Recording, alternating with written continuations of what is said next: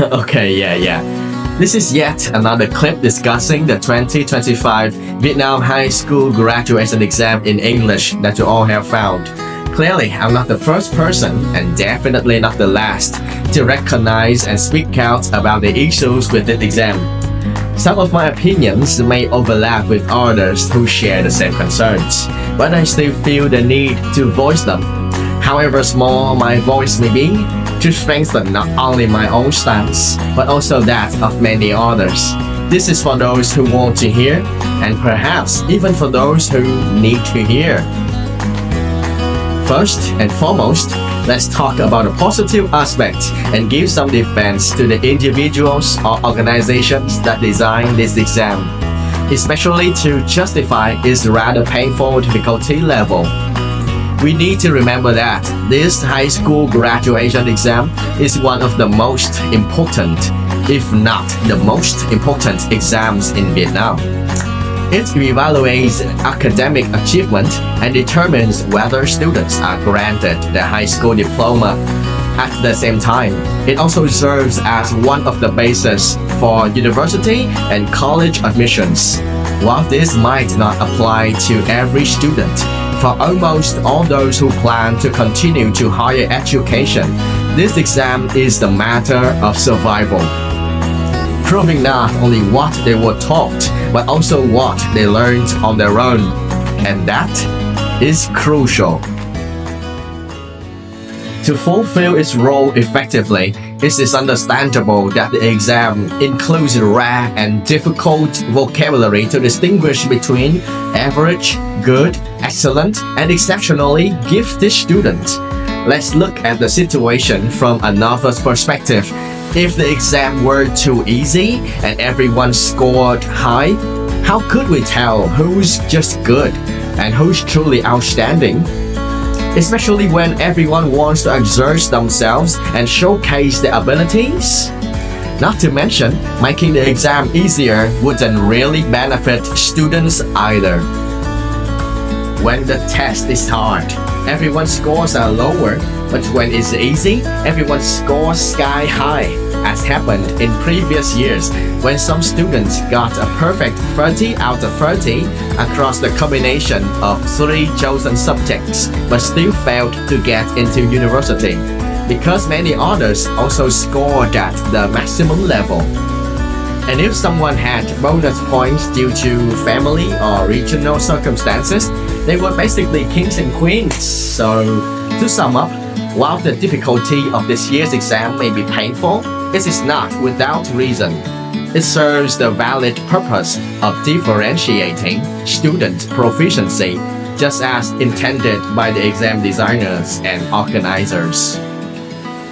But I'm not done yet.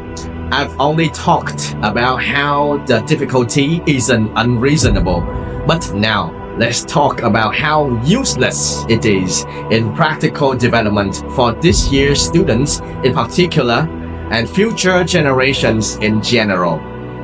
The truth is, the individuals and organizations creating these exams over the decades have never failed to dump a mountain of complex and specialized knowledge onto students. Things that, even in university or after graduation, they may never encounter again. On top of that, it is combined with a dull, uninspiring, non-interactive curriculum that lacks balance between skills. And these kinds of advanced knowledge become a nightmare for students, not something to aim for or enjoy as a challenge. Back to English, the main focus here, bizarre grammar and obscure vocabulary students have to cram into their heads after 12 years of study, turn them into global citizens who only know how to write and read. Yet, when they graduate, they often need to take extra classes just to learn English communication for working people. As an English teacher myself, I've seen this clearly. And honestly, maybe I should be thankful because it gives me job opportunities.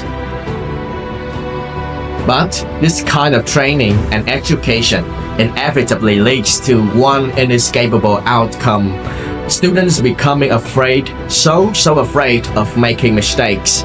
Because in school, they were drowned in knowledge that was not only impractical, but also lacked real-world application. Many of the vocabulary words in this year's English exam are things no one ever says in real life, not even native speakers.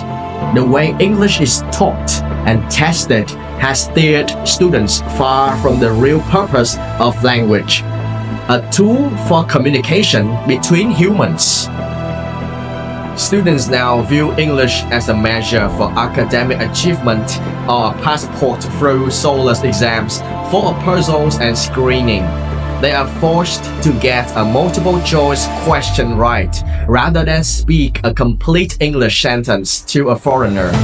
They are trained to pass a test rather than to write a proper English email. They cram hundreds, even thousands of advanced grammar rules and vocabulary words instead of being able to handle basic communication scenarios in English, like at a restaurant, a hotel, a hospital, or an airport.